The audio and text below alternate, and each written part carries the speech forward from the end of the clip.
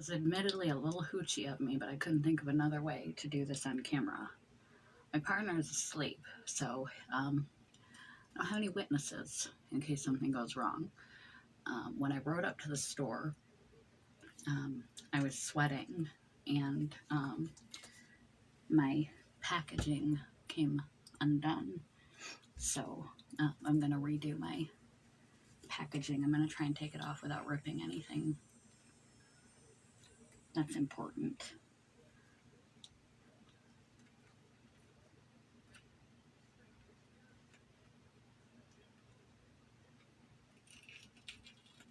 They got me in this compression wrapping.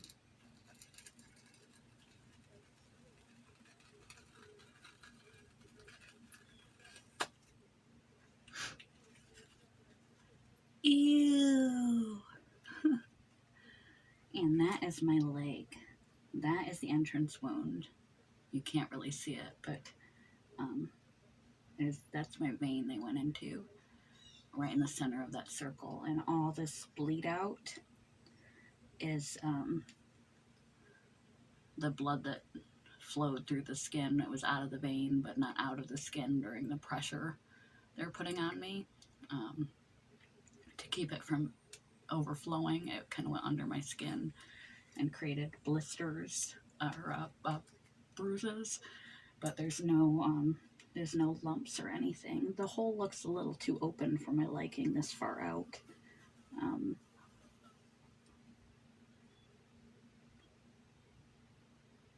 It still looks kind of wet.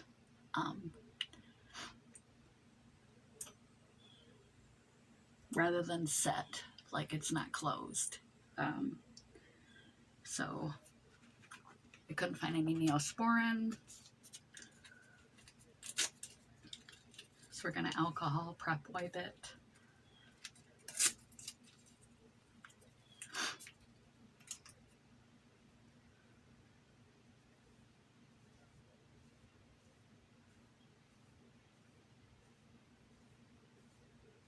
Just to keep the area clean.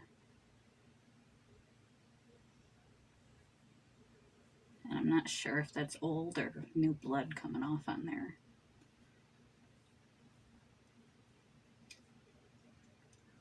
Might be old blood. Hopefully it's old blood.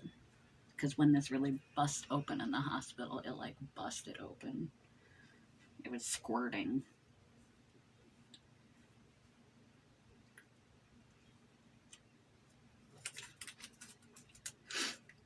These 2 alcohol prep pads. I have about a bazillion of these because every time I order my biologics from my RA, they keep sending me needle boxes and alcohol swabs, even though I say I don't need any more.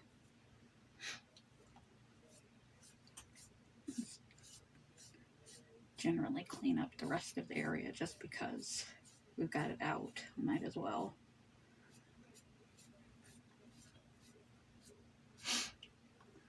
And then, where is it at? Cotton swabule. I found one of these in our first aid pouch. It's a pretty sad first aid pouch. There's not a lot going on in there.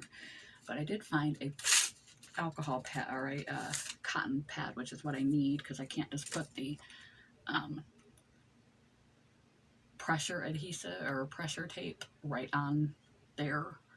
So we're going to put the gauze pad down. And then we're going to take some of this medical grade pressure tape from the hospital.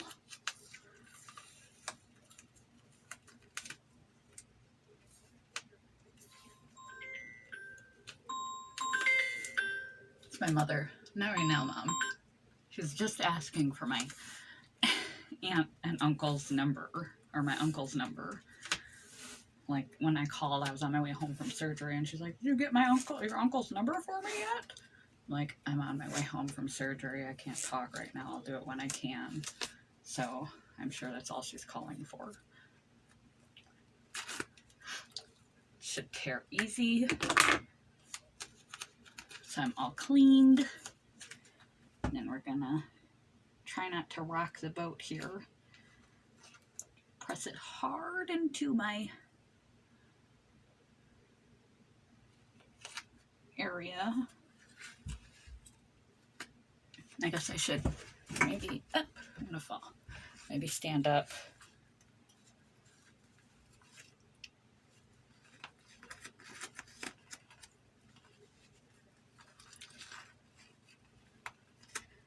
So I'm gonna fold the tape over a little bit. Right there.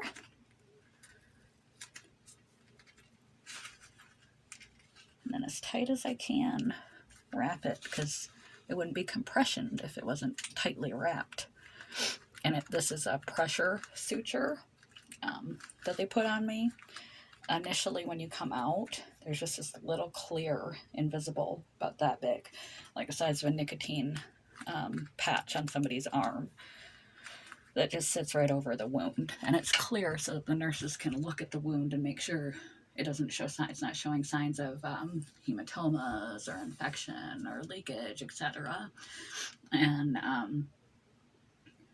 but when I burst, they put me in compression or in pressure packaging, as suggested by interventional radiology, who's the ones that did my study. And I grabbed this out of the first aid waterproof tape just in case I would need it, but it seems like the fresh tape is sticking quite well. So that's that. My first post-surgery bandage change. It's funny, you can have so much damage from one tiny little spot. If it's in the right spot, your artery or your vein, you can exsanguinate. So yeah, I just thought it would have you join me on the journey. And then I had my phone like right there in case I pulled the bandage off and I just started bleeding all over the place, to call 911. But successful, we are successful. So I'm going to put real clothes on right now.